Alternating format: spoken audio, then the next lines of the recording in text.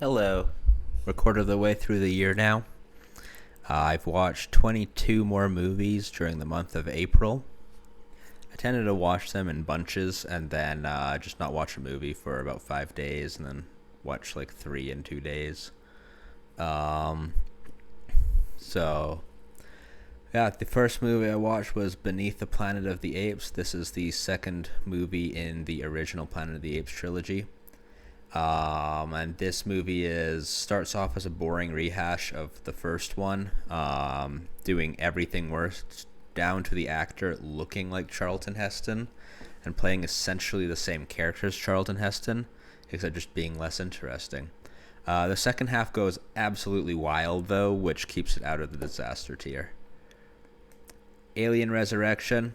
This is the fourth movie in the Alien franchise, and it is another bad movie. This was directed by Pierre-Jean Genet, and who directed Amélie, and it was written by Joss Whedon. They're not a great pairing for an Alien movie. I guess they tried to make it a dark comedy. However, while watching it, I did not notice that it was supposed to be a dark comedy. I didn't see any jokes. I didn't laugh. I don't know. As an Alien movie, it doesn't entirely work either. But it did have a neat premise. Argyle is completely okay. I think the hate for this movie is very overblown. The movie's fun. It's goofy. It's stupid. If you just want to turn your brain off and have a good time, Argyle is a good movie for that. Bad Things That Could Happen is a cute YouTube skit. It's only a few minutes long. Very high effort from the early days of YouTube. I'd recommend checking out if you haven't seen it. Hunger is very good. This is about Bobby Sands, the IRA member who led a hunger strike in prison in the 80s. It's the first movie from Steve McQueen.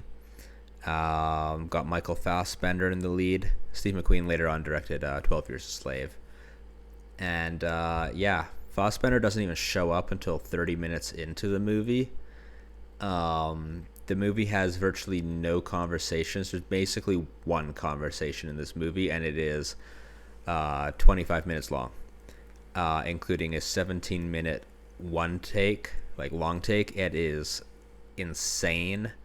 Fassbender's performance is insane in that take as well. This is a definite high recommendation. It's just quite a disturbing movie, and the main characters aren't even that sympathetic because you know that these are bad people. Escape from the Planet of the Apes. This one's kind of in between okay and bad. It had a good idea that it tried to do, and it just did not have the budget or the time in production to make it work, which is pretty consistent with these sequels. Red Rooms is very good. It is a Quebecois film about a woman who takes an interest in a serial killer trial. The movie I was told that this wasn't really a horror movie. It had just been called a horror movie. And watching it for the first half of the movie, I would have maybe agreed with that. It's a courtroom drama with this weird lady watching it. And then the second half of this movie is super disturbing. And does enter territory that I would consider horrifying, which is the point of a horror movie.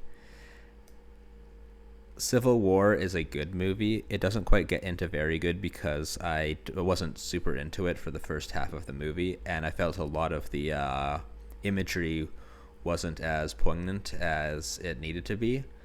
The sound design is incredible, and that third act is amazing, and I ended up really liking the character arcs by the end of it.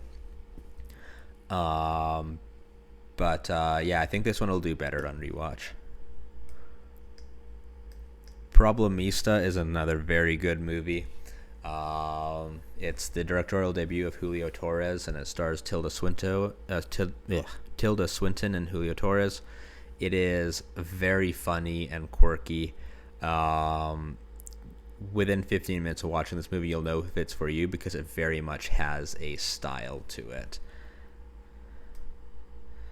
Conquest of the Planet of the Apes, much in the same vein of Escape.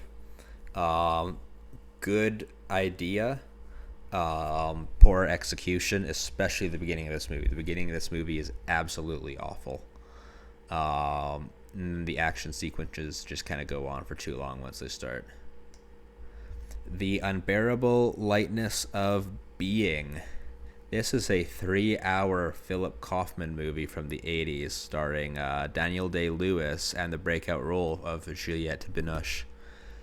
It is it was a movie I found very interesting on a thematic level. Even if I didn't connect to the movie outside of that well, it is an interesting movie to think about. Keep the title in mind as you're watching the film. Battle of the Planet of the Apes. This one's pretty bad. It didn't have the interesting premise of escape and conquest, and it had the same budgetary issues, if not worse. Monkey Man is pretty good. Dev Patel is definitely a talent at director. This is his first time ever directing a movie, and you could not tell from how he directed it. This movie looks stunning. The cinematography is always interesting. But the thing that comes back is where you can find him as a first-time director, and that's with the editing. The movie has some rough pacing to it, where it'll be slow and then it'll explode into action, and then it'll be slow and then it'll explode again. And it's not necessarily an issue in action movies in general, but in this one, especially the second time it slows down, it really slows down. And it probably could have been cut 10 minutes, that section, and we wouldn't have lost anything, because it's just kind of hammering home things that we'd already figured out from earlier on. Abigail is an absolute blast. It starts off as a fun little thriller before going into pure carnage. Super over the top, very funny.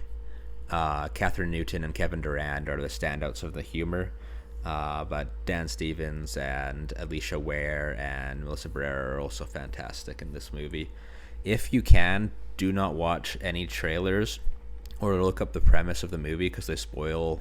Like, the premise spoils kind of a big twist in the movie that it feels like the movie's built around you not knowing, but then they made that the crux of the marketing.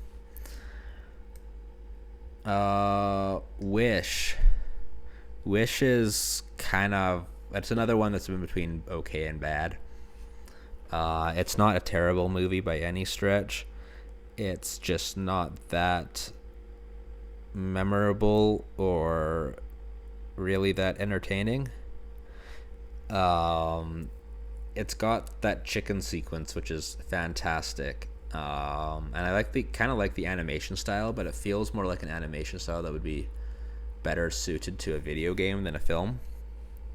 Not that it looks cheap, it's just kind of like, it feels like a style that would be used in a video game. Empire of Light. This movie is gorgeous to look at, but I would say if you're going to watch this movie, watch it in a theater, because watching it at home, you're going to get bored. Whereas in a theater, you could be kept captive by how amazing the technical aspects of the film is. Unfortunately, the screenplay is just kind of boring. Tim Burton's Planet of the Apes is an absolute disaster. This is the worst movie in the Planet of the Apes franchise so far, and I hope it stays the worst. It completely betrays everything that the original 5 movies are about. Even Battle for the Planet of the Apes was trying to say something, but this 2001 remake is just a dumb action movie. Um, Gods of Egypt is also a catastrophe. It felt like someone was trying to be Zack Snyder and was doing a very bad job of it. And at the same time, they were trying to make an MCU film and doing a very bad job of it. None of the humor landed. The visuals are fairly inconsistent. Solid throughout until the end, where it just randomly becomes so bad you think it's from the 90s. The performances are not great outside of maybe Gerard Butler. And the whole plot just isn't interesting at all. Wind Talkers. Wind Talkers is 2002 John Woo directed, Nicolas Cage and Adam Beach starring war film about the Navajo Code Talkers, except this is 2002, so it was actually about the Marine that was in charge of protecting them. It is an extremely generic war film outside of the code talking, which doesn't play a big enough role. But the action sequences are actually pretty spectacular. John Woo knows how to direct action. And these are some of the best explosions I've ever seen.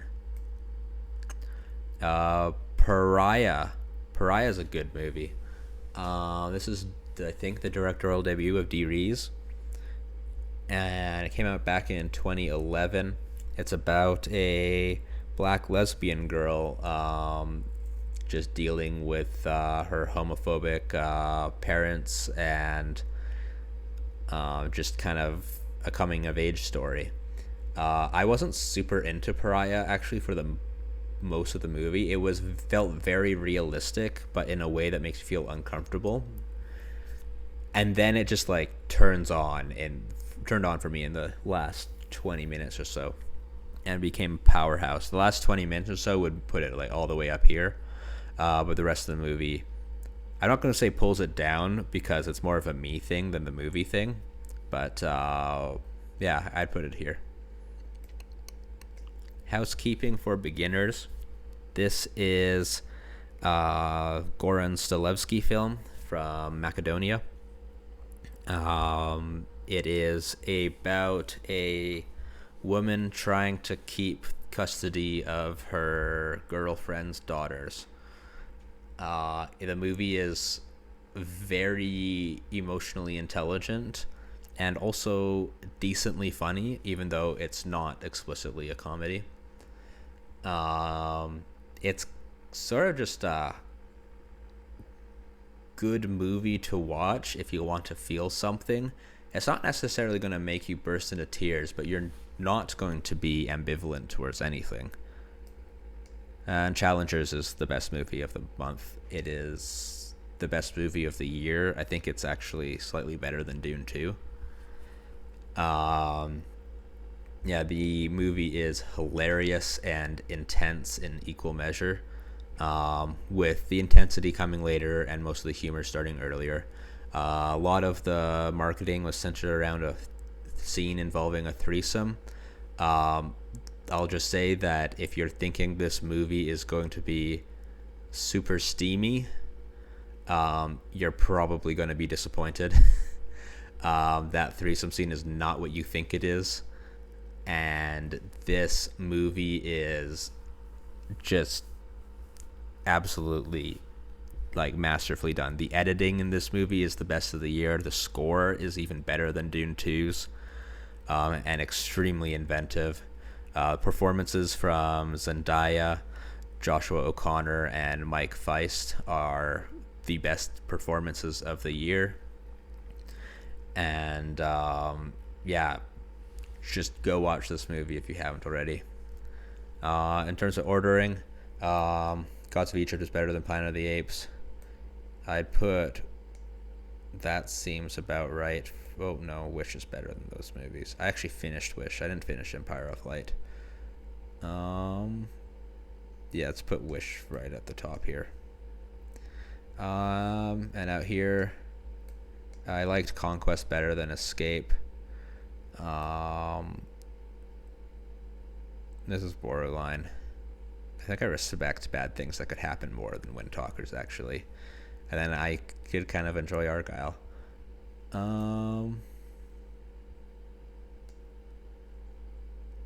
Honestly, nope. Abigail number one. Yeah, that seems about right to me. Abigail's the one I had the most fun with, whereas The Unbearable Lightness of Being and Civil War were the movies that really made me think a lot, but I didn't necessarily enjoy watching them as much, though they could skyrocket on rewatch. Up here, yeah, no, that looks about right. And then Amazing Challengers is alone in that tier. So, yeah, that's everything for this month.